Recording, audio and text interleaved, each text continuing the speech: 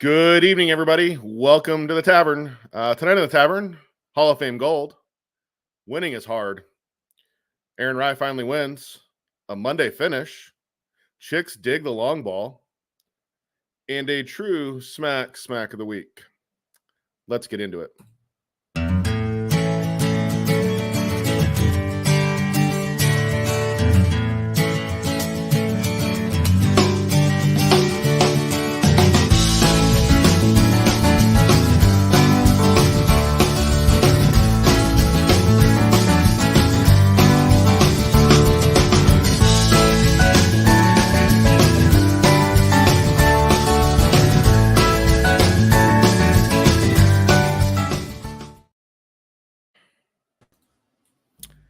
How What's up, Dave? doing? I'm good. How are you? Live and in person. Live and in person. We don't have virtual Dave this week. I know Scott will be disappointed in this. Scott is going to be very disappointed in this. How's your weekend? Weekend was good. We harvested grapes and got about 1,000 pounds picked this weekend, and Nice. got them all crushed and in the tank and working on fermenting. And then if anybody follows our social channels, we saw I posted some photos of Will from his first junior golf tournament out here at the Mount Pleasant Country Club. So big shout out to McGregor Golf, Clinch Golf, Tag Golf, Groove It Brush, and Towel Tag. I think he had a little bit of everything from those guys on his bag out there. A lot of those guys are big supporters of our show, and I know we carry all of that on our bags for the most part there, except for the McGregor Junior clubs. So that's a big win for Will there. And I'm going to say this. Will now has more golf. Yeah, he has more golf trophies than you. Yeah, he does. He first. Maybe we need to get Will to host the show.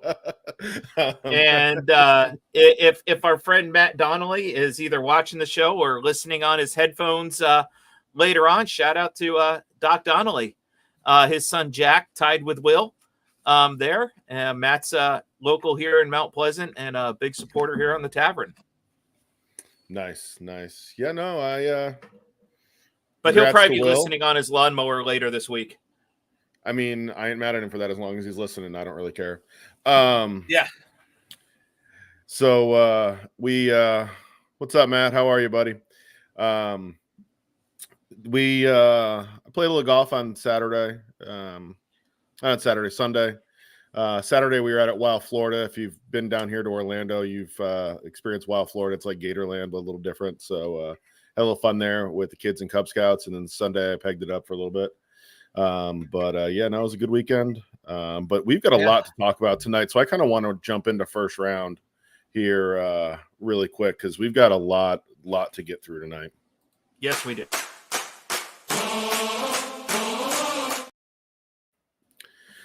All right.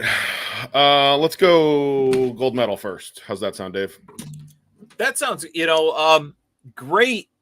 Here's the thing. I'm looking at it right now, and I didn't realize her round 1 and round 4 were 72-71, round 1 and 4. We're talking about Lydia Ko, the gold medal winner. Lydia Ko, yeah. And I want to start with congratulations right off the bat because Lydia did something. Bronze, silver, and gold. Bronze, silver, and gold. Has all three.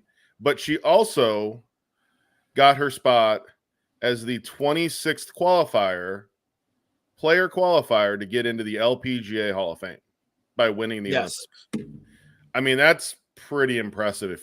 I'll just say it. Like, wow.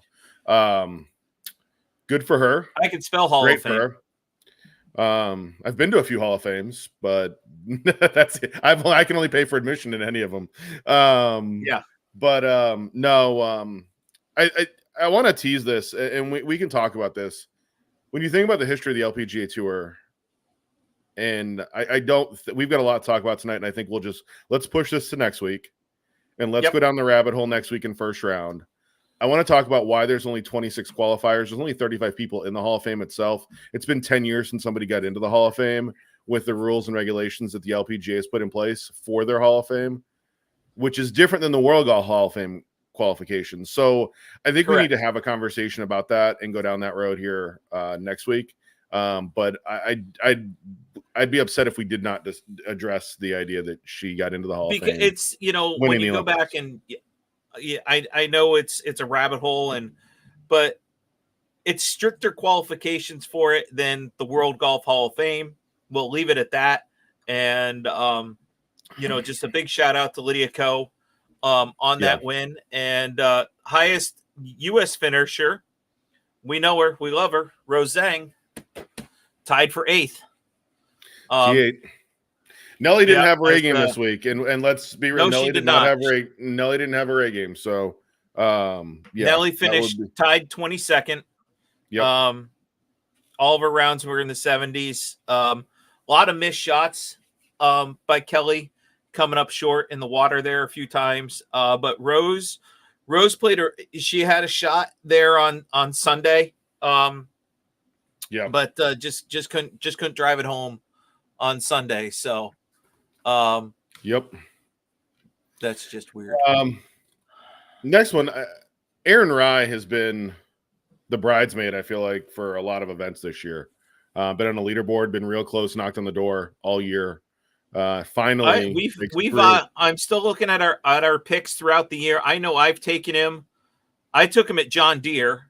Yep. I think that's the only time we've taken him this year. He's kind of just flown under the radar, but kind of like your pick, in Ashke.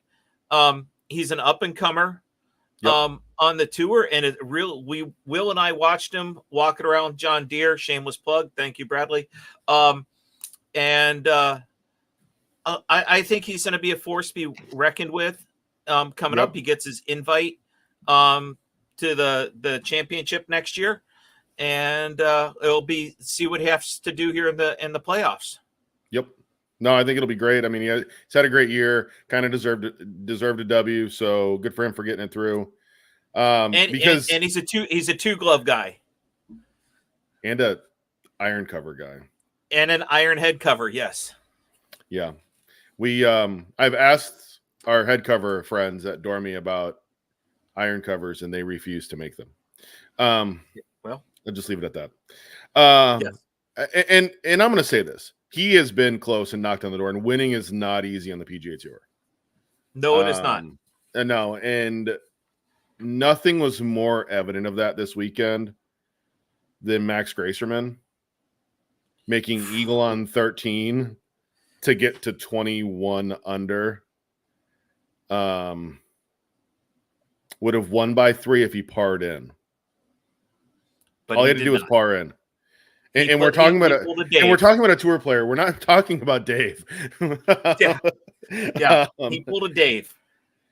He makes quad on 14, birdies 15, good bounce back, doubles 16, and loses by 2. Yeah. Winning isn't easy out there, and for everyone there and say, I tell you what, watching the replay of his shots weren't close. He got the yips, the shanks, and everything else going in there. Calmed himself down, got the birdie. And then it was right back off the toe of the club. Yeah. I think the hard part that I see with this is when you go full on tin cup, you're trying to win, you're trying to get your first win. And that first win gets you a lot. Like, second place is cool and all, but that first win gets you a lot. 2-year exemption, trip to Hawaii next year, probably would have gotten him into the playoffs this year. Like, there was a lot going into what he could have gotten. Pressure isn't fun out there. Bigger paycheck, different spots, and there's a winner's pool and whatnot. So I think that there's a good opportunity here. I don't want to dog the guy because winning isn't easy. I will say, and Bradley, I'll preface this: I drink. I'll say it now. I mean, I watched Lenny Matisse make an 8 on 17 at Sawgrass, and all I had to do was birdie one of the last 2 holes, and he wins the Players Championship. Yep. It's not easy to do out there. We watched Greg Norman do it in replays for years. I mean, wait, hold on, Steve. Hold on. We got something. Yeah, that's what. Hey, Will, congrats. That's one more win than your dad's ever gotten. We're actually tied in wins. His scramble wins don't count. He was on a team. You went on your own. So no, I was on a team. Nice. So he's really proud of this. It's a great job by the Mount Pleasant Country Club, and everything that they do there. So nice. No, take that. But yeah, Will wanted to come down and I think that Gracerman will learn from this. Will make him a better player, and I think he will get a W. I just think that it shows how hard. Wow.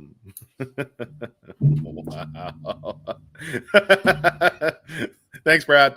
You said it. I was thinking it. Will, somebody just said that you probably hit it farther than me. And they're not lying. It's true. Yeah. Lately, I've been So, 200. Go.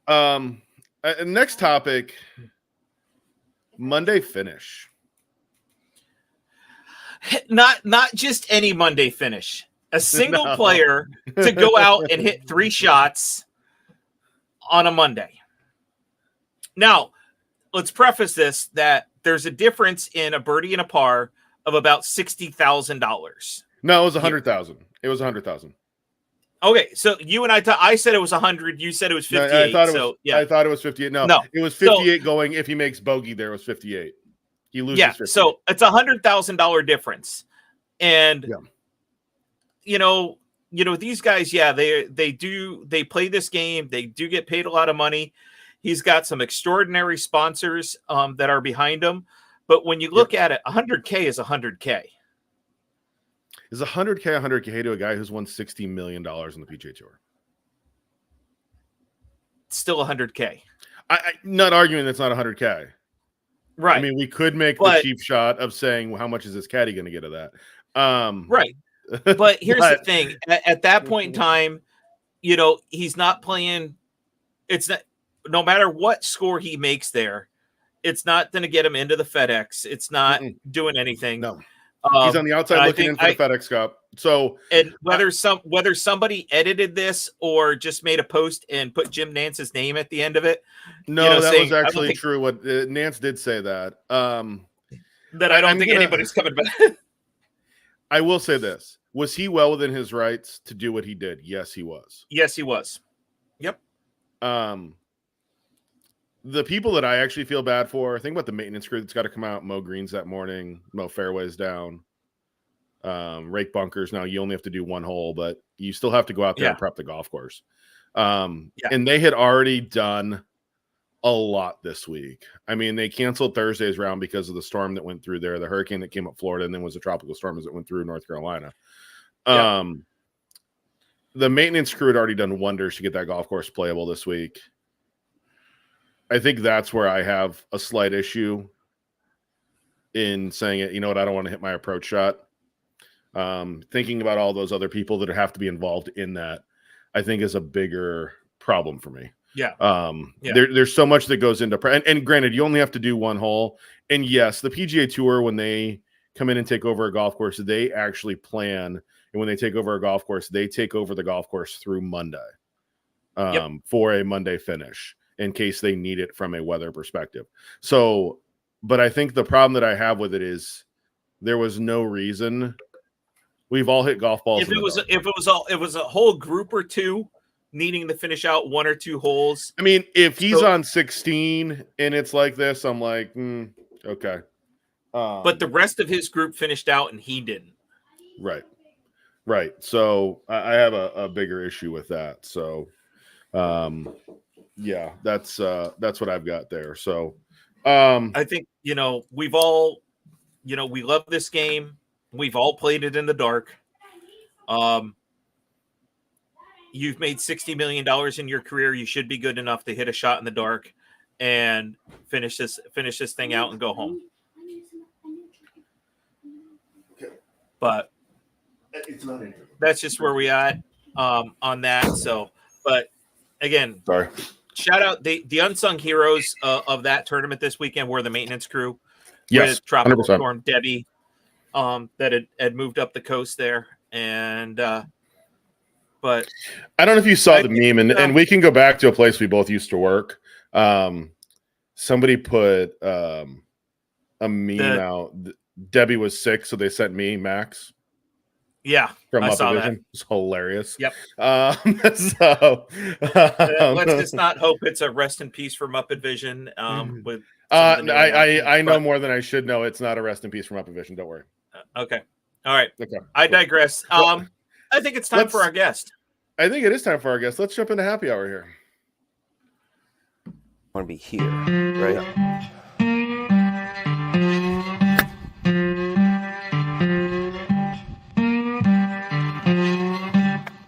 Okay. I'm pretty excited tonight, and I know our guest. We made this happen kind of last minute, and he is traveling, so he may not be able to be. I don't think he's going to be on camera with us tonight. We'll just have his audio. But Ben Kassman is joining us, and Ben actually competed this weekend in the World Long Drive Finals in Atlanta this weekend. So let's welcome Ben to the Tavern. Ben, how are you, buddy? Ben, you there? Can't hear you. Of course, that'd be a Bueller reference. Did you mute is your mic muted?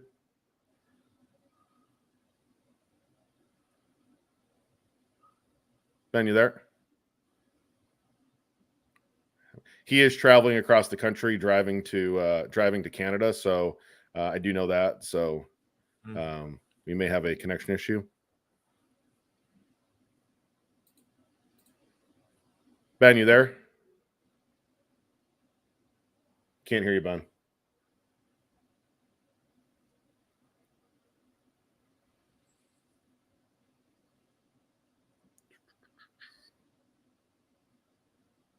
We'll try and get Ben back. Ben, do me a favor. Try and reconnect back in. If you can hear me. I'm excited for this interview tonight. Yeah. Somebody that can hit a golf ball a lot further than any of the rest of us. It probably hit it as far as you, Greg, and I combined. That's close. Close. Especially if I'm by normal self off the tee.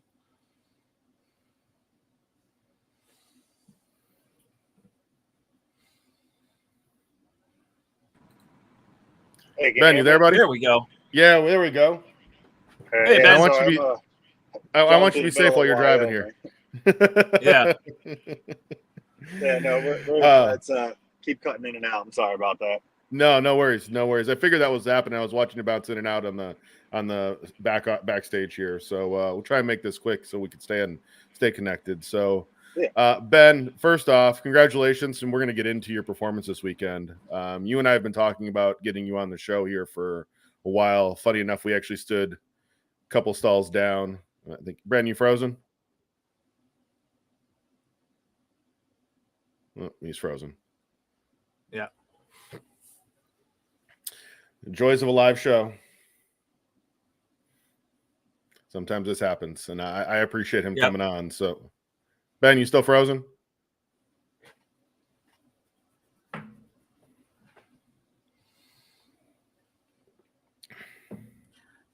Let's give everybody a little bit of background on Ben. Yeah, I'll give you a back. So Ben has been following the Tavern for a while. We actually followed each other. And funny enough, I was playing in a WAGC event at Southern Dunes. And Ben, I got to the driving range, and Ben was 2 stalls down, and I walked by, and he happened at the time to be wearing a pair of squares. And so we kind of had bobbed. He was talking to somebody else. We never really had a conversation. And then we realized after, like, we both messaged each other about the same time, like, holy crap.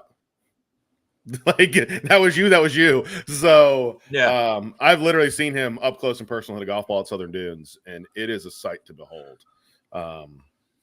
And I want to get into with him how he played this past weekend at the World Long Drive Finals. That would he actually played really well, and really good. And I want to get into that, but he also does some really cool stuff. So along with being a long driver, he raises money for charity, does trick shots, golf charity entertainer. So if you may see him in a scramble at an event, want to kind of get into that. Hoping he hops back in here. Hoping he has a signal here. Yeah.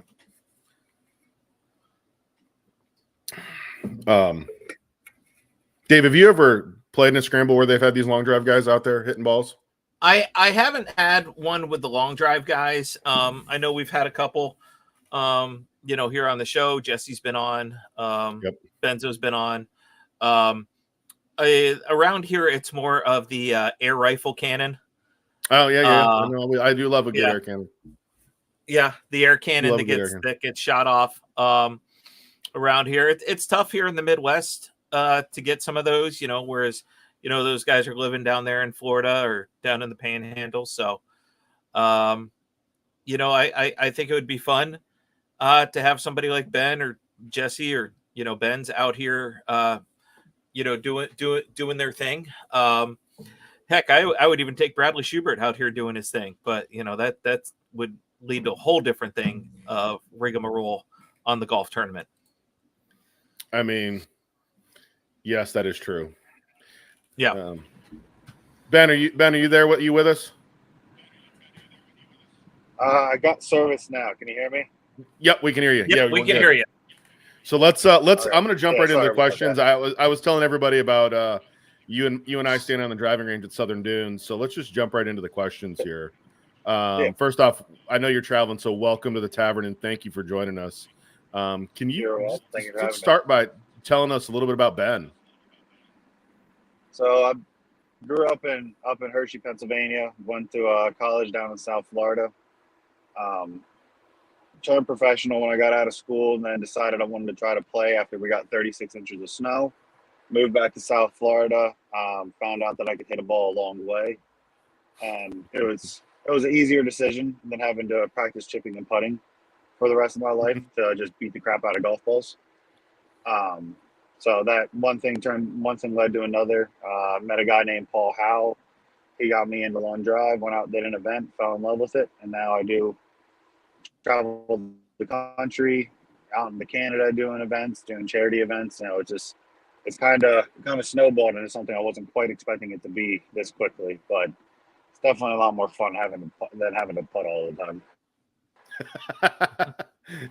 That's the only thing Dave's good at, by the way, is putting. So we'll leave it at that. It's why they keep me around.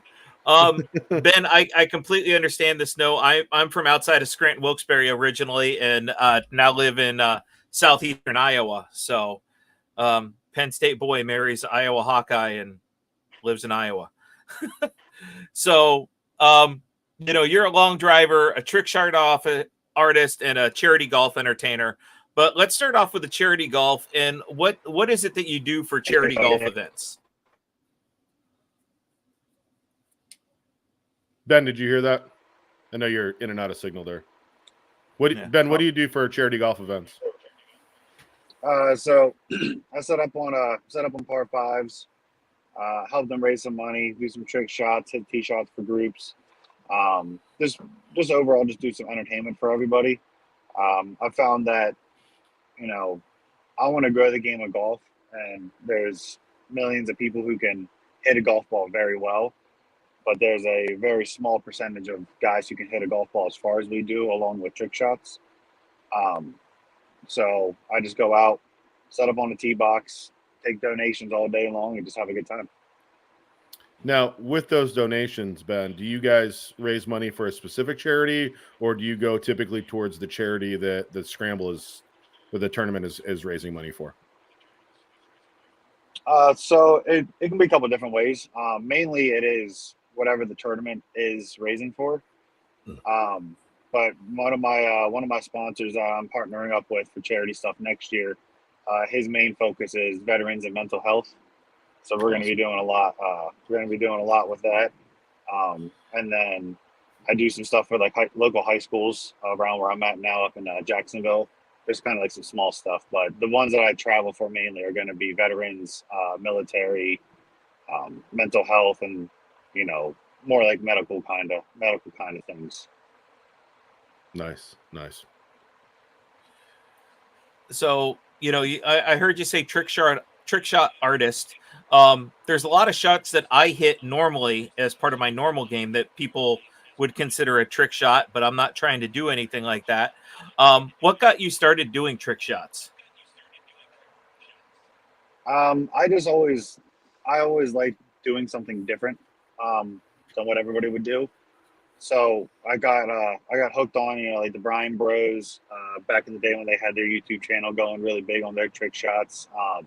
Just seeing the fun that these guys had with it. So once I found out how to do a couple of small ones and introduce those into my charity shows, I think the engagement became a little bit more entertaining than just hitting drives. So it just kind of became, a goal of mine to try and recreate or create new trick shots for entertainment, and then obviously for social media purposes as well. Nice. I know a few of those guys. Obviously, someone you competed with this past weekend, Maurice, I know pretty well. But then Trevor Consavage, Rocky Shipes, and Eddie Fernandez. Eddie lives here in Orlando. Are all they do some great work too. I mean, everybody that's out there on that long drive circuit, I think, has figured out some really cool trick shots. Yeah, I can't do any of the Trevor stuff, putting it off of people's heads and stuff like that. I got good hand-eye coordination, but I don't got liability insurance. He and Rocky are the only two that I have laid down and done the jockstrap shot on both of them. They're the only two that I trust to do it. I'll be honest with you. So as far as your charity golf events, like, so you set up on a hole, obviously, but like before the event starts, do you have like a routine that you do on the driving range, or do you just go to the hole and do everything at the hole? It depends on what the charity wants, and time restriction wise. It kind of sometimes just ends up me doing stuff on the range just to get warmed up, because I'd rather screw it up on the range than screwing it up on the hole. So there are some times where like I'll get some of the groups that come over, and also I want to do it too just to show them kind of what's going to be going on out there, because there's been some times where I do trick shot shows and long drive demos, and people come out to the hole and they don't know what's going on, or they know what's going on, or they never heard of me, or they've never seen any of my videos of what I do, so they don't know what to expect. So I give them like a quick little sneak peek on the driving range, so they kind of get excited for it when they come out. But that is one thing that we're going to start doing more coming next season, where I'm going to do either stuff before or after the tournaments. Once again, depending on the time restriction stuff as well.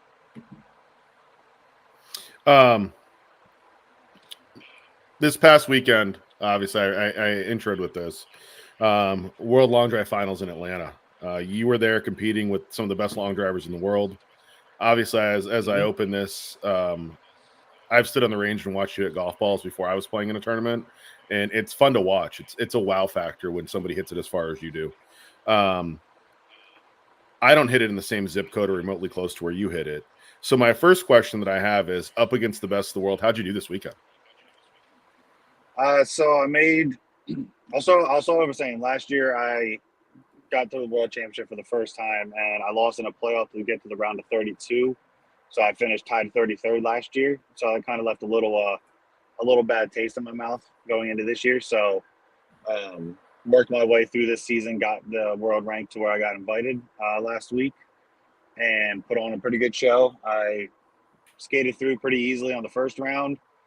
Second round was a little bit more difficult. The conditions changed a little bit on us, but come to third round. Unfortunately, I lost by a yard to the former world number one, Justin James. Great competitor, great guy. But that unfortunately bumped me down to 50 points short of making it through. But the actual number, we're not certain. It's either like tied 17th or like tied 19th. So, it was a top 27 finish. It's the best finish I had at a world championship so far. I think my world ranking is now 50th or so in the world. So I started the season off at 104th. Got it all the way down to 50 going into next year. So it was a I would have liked to have competed more, but unfortunately, in the world of long drive, it's it comes down to a matter of inches to whether or not you get that extra yard or not. You got to be within 6 inches of each other for a tie. If you lose by 7 inches, you lose by a yard. So they didn't tell me what it was. So I'm kind of glad. If they would have told me it was 7 inches, I probably would have broke the club. So I would have been there with you. What was your furthest drive? So the past couple tournaments, I kept setting my new competition record, and then on Friday, I set my newest competition record at 415 yards. So that felt very good to set that record at the World Championship. 415 yards. I think that was the 4th longest ball of the day in that grouping. So wow. That's huge. Yeah, that was a good feeling when that number went up on the board. I don't even know. I feel like I've bladed a sandwich that far. I've done that. I've done that out of a bunker a couple of times. Yeah. Let me ask. I mean, obviously, it's World Long Drive, so let's talk about the gear. What driver and shaft do you use? So I use a Callaway Paradigm long drive head. So it's slightly different than the regular Paradigm. It's a slightly reinforced face. It's not a full carbon fiber head. It has I think a titanium bottom to it. Stamped at 4.5 degrees, and they're all turned down. I have all of them turned down to 3.5 draw setting. And then shaft wise, I mainly use a Patterson Kinetics D10 because that's what I've been using for the past probably 5 years.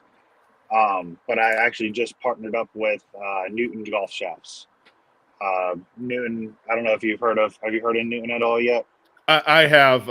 We have a mutual friend that is involved with Newton, so yes, I've heard of Newton. There actually may be one coming my way, so I do know about Newton. So I got reached out to by a buddy of mine in West Palm probably about 4 or 5 months ago about them. Didn't quite really know too much about it, and then one of the guys on the tour, one of the amateurs, started using one, and I talked to him about it. He got me in contact with the head guys over there. We talked a bit. They sent me over one of their 1-dots. So the 1-dot is a 210 CPM. For regular talk, it's about a senior flex shaft.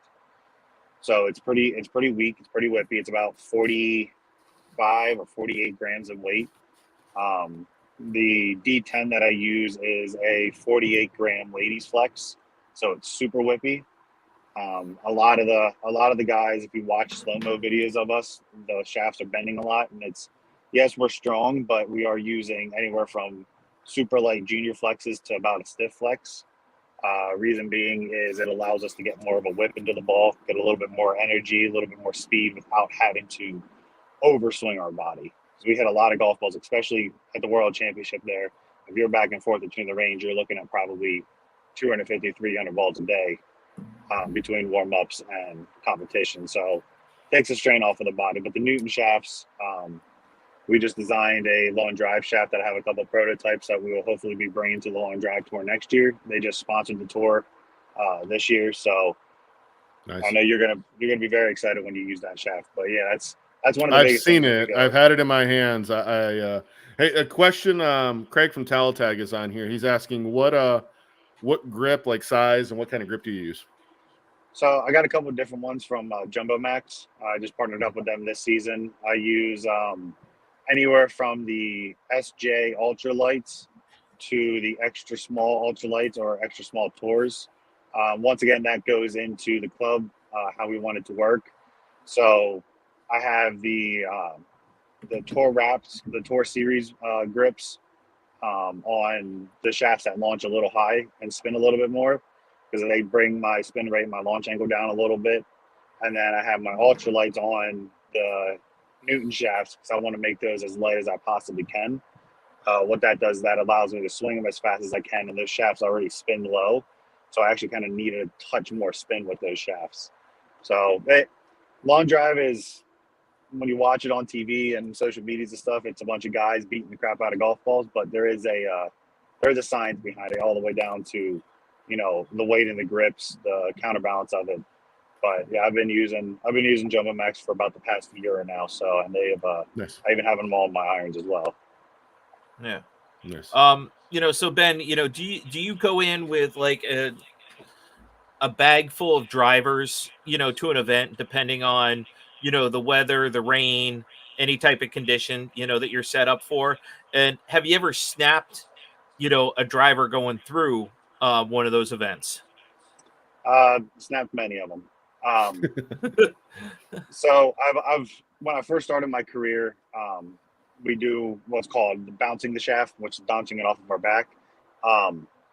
To me, that allowed me to release as much speed as I possibly could. The downside to it is that if you bounce it too hard, it's going to break the shaft.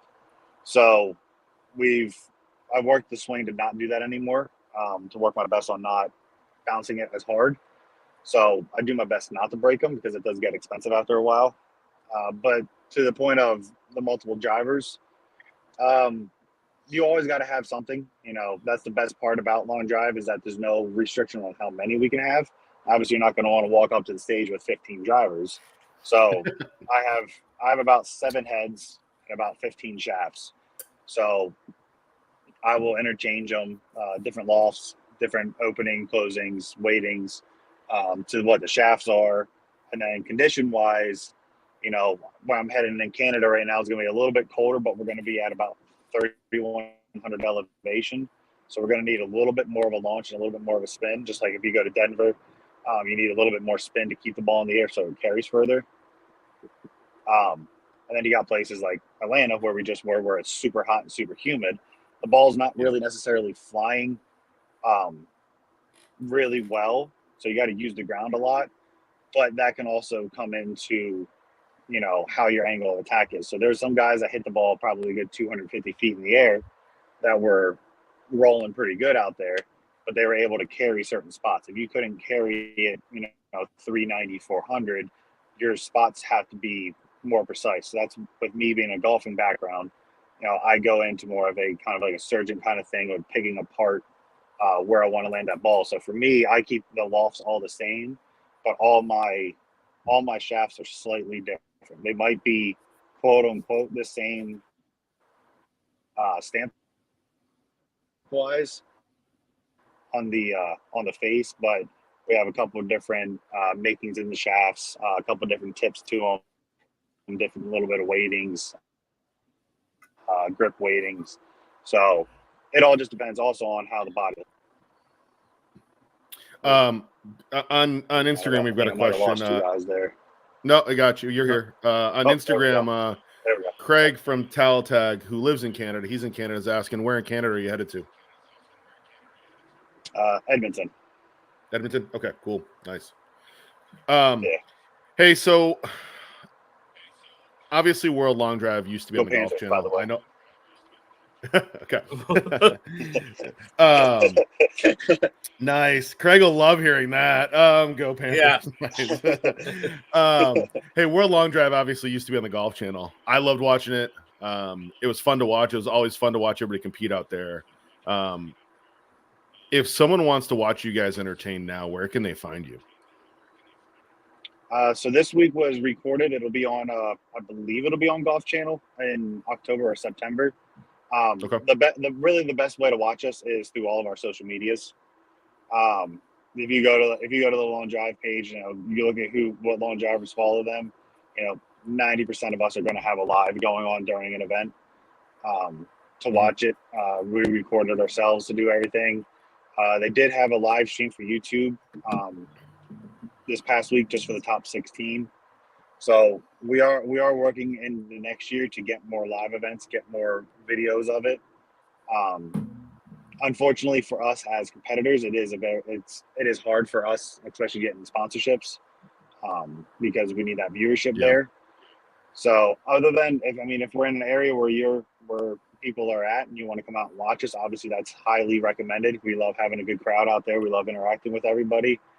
But if you're not able to make it out, we're trying to get it back on YouTube. But if it's not on YouTube or anything, your best bet is probably going to just be following a lot of us, because there will be at least 4 or 5 of us live. My phone was going crazy with guys going live during the event.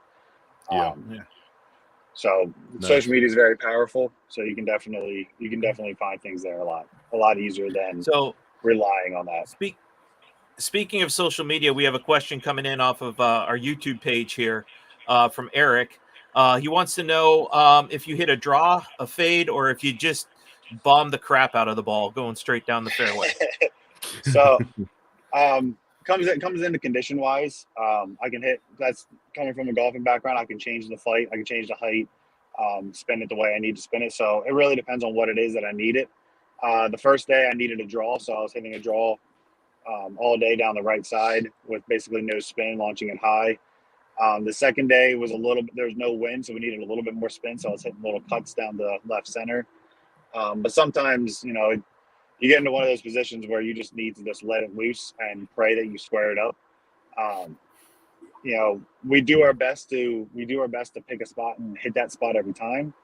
But there are some times where, I'm going up against, this week I got a big field. I'm going up against Kyle and Martin and Jeff Gavin. So like a legend of the game, some of the fastest guys in the world. So I'm going to have to be, the first couple balls I'm going to have to be very strategic with. And then it's just going to be aim down the middle and try to hit a 2-yard draw for the most part. Because if I try to hit a 2-yard draw, I'm probably going to hit it dead straight.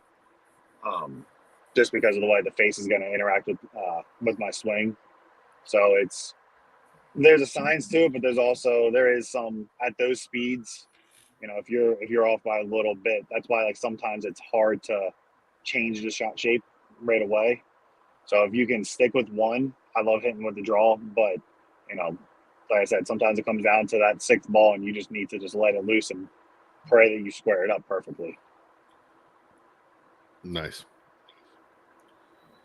So if people are looking to find you and get you signed up for their next charity scramble, how do they get a hold of you? Just shoot me a message on Instagram. It's b.kassman, Kassman 95.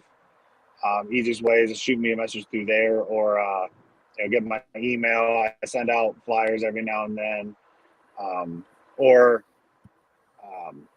you can request me through Charity Golf International off their website. But the easiest way is kind of just to go straight through me is going to be probably the fastest way to get a hold of.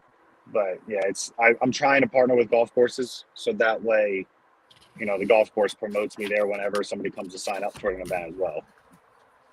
Nice. Hey, Ben, I know you're driving. I appreciate you joining us tonight. Good luck this week in Canada. And when you get back down here to Orlando, let me know. Let's go tee it up. Sounds good. I'm definitely going to come down to Southern Dunes here soon. Yeah, let's do that. Let me know when you. Great talking to you, Ben. Thanks, Ben. Perfect. All right. Thank you, guys. See you. All right. I was talking to you too. Take it easy.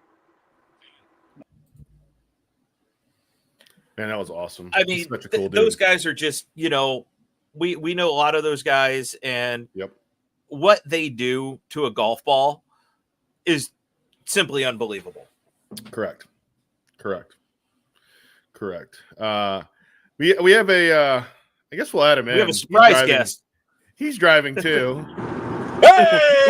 Hey! Welcome to the Tavern. What's going on? How are you, buddy? I'm good. Driving back from an event. So. Nice.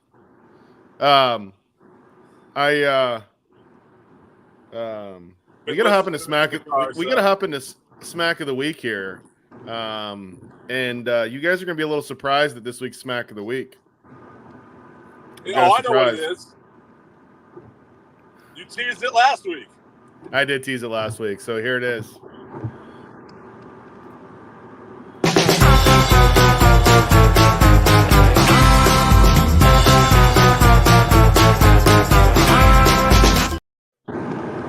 Love that mindset. Love that Bridgestone mindset. I need to preface this, and I want to preface this by saying I am making fun of myself in this video. The 18th hole at Paynes Valley has this shelf right where you park your cart next to the green, and everybody throws their golf ball up on top of the shelf. It gets to stay, so you leave your golf ball there. So I did that, and we get to the 19th hole, and I'll just roll this. Got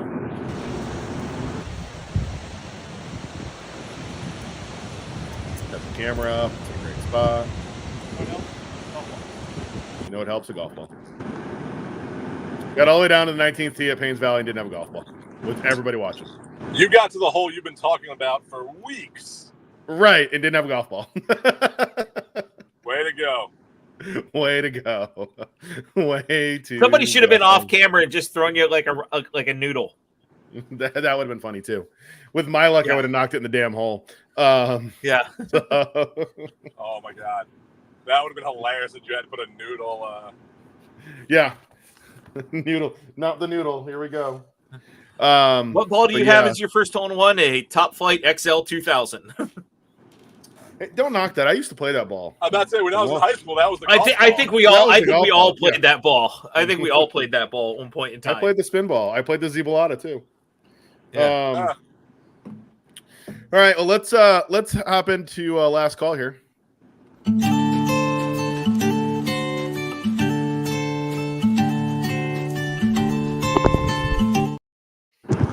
So, Greg, we already recapped everything that went on this week at Wyndham in first round because there were some.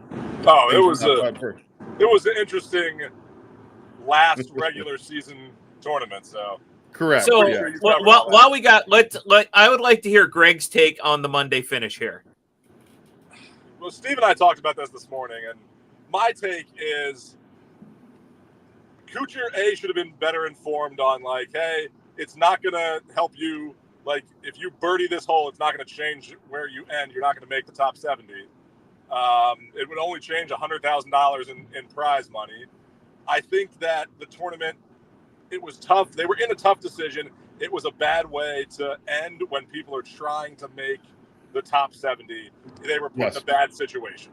That's what it was. Yeah. Nice. But, I mean, you got one hole left, Kuchar. Just finish it out. But I don't blame them, but don't make everyone wait around for one thing. Well, and it's not like the players came back the next day and even watched him finish. Oh, yeah. It was like you came back from a rainstorm, you got your marked ball and just finished out and were like, okay, I'm done. And I wanted to get my full money's worth. Okay, here's a question then, because your playing partners have to sign your card. They had an official. They sign it through 17. Yeah. And then they have somebody mark. They have a marker the next day sign it. Which learn something new. Funny that you don't finish with your playing partners. Yeah. It's just weird all around. Yep. But let's get into the St. Jude here. St. Jude, yes. First playoff event. Yeah. Won by G Lover last year. Yeah. Lucas did win. Lucas is not back in the field this year. He finished 77th. He is not. This year. He is not. So the defending champ is not there. And he didn't have the late season surge he had last year. That's what really. No. U.S. Open. Yeah. I mean. Surge. Yeah.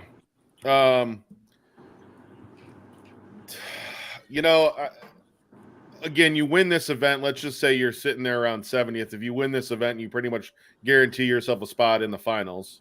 So if you're further back in the field in the event, you need to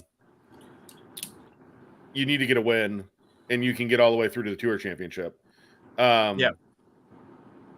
Which is what Lucas did last year. Literally got in late and then backed up his win at Wyndham with this win and propelled him into the Tour Championship, which getting into the Tour Championship gets you into a lot. It gets you into the first few elevated events. It gets you into all the invitationals. Like you get to the Tour Championship, you're doing something.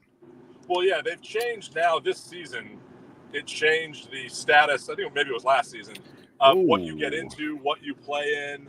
Like even in the top, like you get a conditional status to some of the events in different levels, so it's become more interesting. All right, I didn't prep for this one, but I'm going to throw it out there. Craig from Talatag tonight with the question: comments on who didn't advance. Let's see. JT's not there. No, JT is there. George, yeah, I'm looking at the odds right now. Yep. I'm getting to who's beyond the number 70. So Davis Riley did not get in. Davis Riley finished 71st. Yes. Keith Mitchell, first time ever missing the playoffs for him. Cooch missing the playoffs.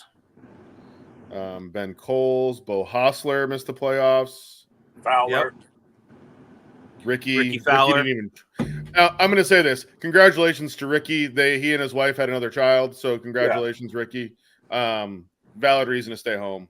And we'll see you back next year because he's still on that exemption from Detroit. Yep. And here's the thing. None of us picked Ricky Fowler at all this year. Well, not even me. Joel Damon finished 116th. Yep. I will say it's not surprising. I feel the people that were just out, like they just didn't have their best year. That's what it was. Yeah. The people that are in there, there's some people that I'm actually surprised because I feel they didn't play that well, but they had some good finishes that helped them get into the top 70. I feel like Maxoma Stink played every event on the PGA Tour this year, and he finished 171. Yeah. Yeah, you're not placing and you're missing cuts. No, you're making here and there. That's what happens. You got to be the newest assistant Ryder Cup captain finished 206 and did not make the playoffs, and Brandt Snedeker. Yeah. Snedeker. So, yeah. So, but yeah, let's get into the odds here. Let's see what we got. Let's run it down.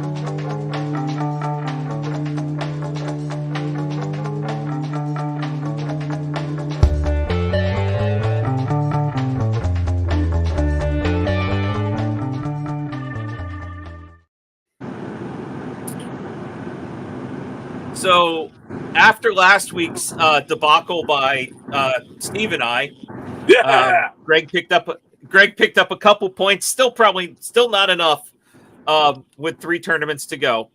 Greg's sitting at 100. Yeah, there are no more cuts. So Greg's sitting at 160.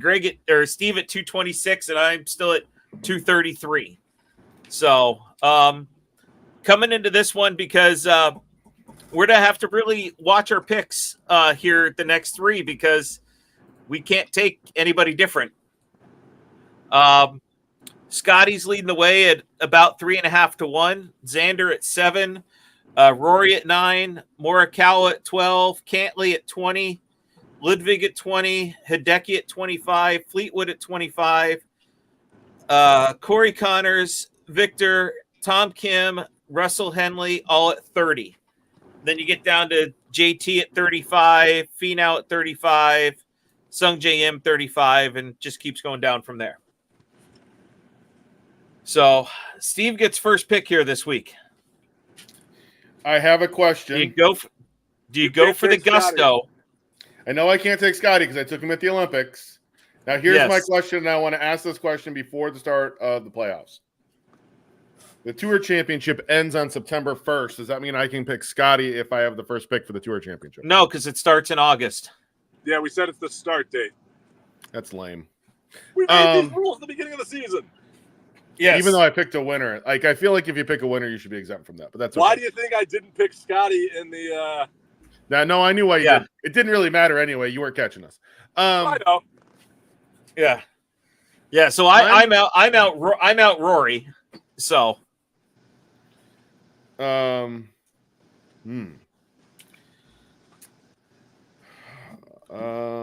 who hold on. This changes my Yes, it does. You two got to think strategy. My picks are just to kind of screw you guys over, really. Yeah. No.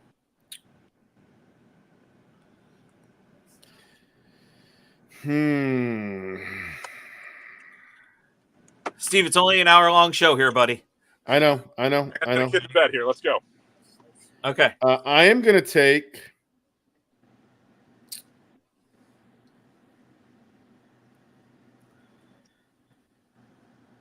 You're on the clock, Steve. I wrote him early. I'll take Ludwig. Ooh, okay. I wrote him early. I'll take him. I'm going to go. I'm going Tony Finau. Oh, man. I like that pick. That's a good pick. Thought you would go. I got 2 more tournaments to play with after this. So, Greg, are you still stick with the first pick you sent me? I'm sticking with Morikawa. You got it. I was going to take that one, and then I'm kind of saving that one in my back pocket here. Yeah, I'm figuring that I'm going to be able to pick Scotty in the Tour Championship. So, you know who I looked at is someone who's or me. Here I could take Scotty too. I thought about somebody that has finished in the top 10 here the last 2 years and taking Sepp. I don't know that I like that pick. Playing that well right now. That's my problem. I liked the Gala, and I think the Gala is playing better right now, but has had ups and downs this season. So yeah, I feel Morikawa has been consistent this season. He's made pretty much every cut that he's played in. So yeah. Thagala and Aaron Ray are at 40-1. So and he wins on the PGA Tour, and you still can't pronounce his last name right. It's Rye. Whatever. Carrying face. Yeah. But yeah, great show this week, guys. Good show. Greg, thanks for joining us. I had to hop on for a little bit. Have a great week, guys. I have golf league on Thursday night. I don't think that I'm going to be able to defend last week's record on golf week where in golf league where Hayden and I shot 10 under and took it real deep in 9 holes and won. So I don't think we're going to be me and Mike. I don't think we'll do that this week. I am playing in the Henry County Sheriff's golf tournament on Friday. So we got to force some for that one. All right, guys. Just remember. See you, Greg. All right. See you. Just remember, Dave, let me just give you some advice when playing with the Sheriff's Department. Don't drink too much. Well, considering that the sheriff's daughter is the same as my wife's office manager, and her and I are riding in a cart together, I should be okay. Oh, you'll be fine then. Yeah. No. Correct. Yes. Correct. That you know what you can say to the sheriff's daughter at that point, just like Mike said. Hold my beer. No, that's what she tells it. She just like, Dave, hold my beer. Okay. Okay. All right, everybody, have a good week. We will see you next Tuesday night. Yeah. Cheers, y'all. I'm really fortunate, man. I have an opportunity to build something that's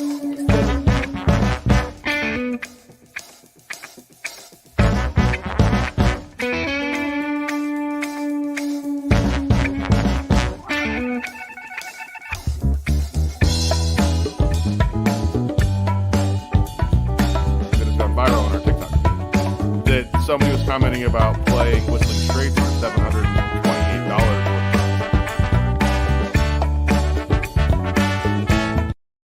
Good for you guys.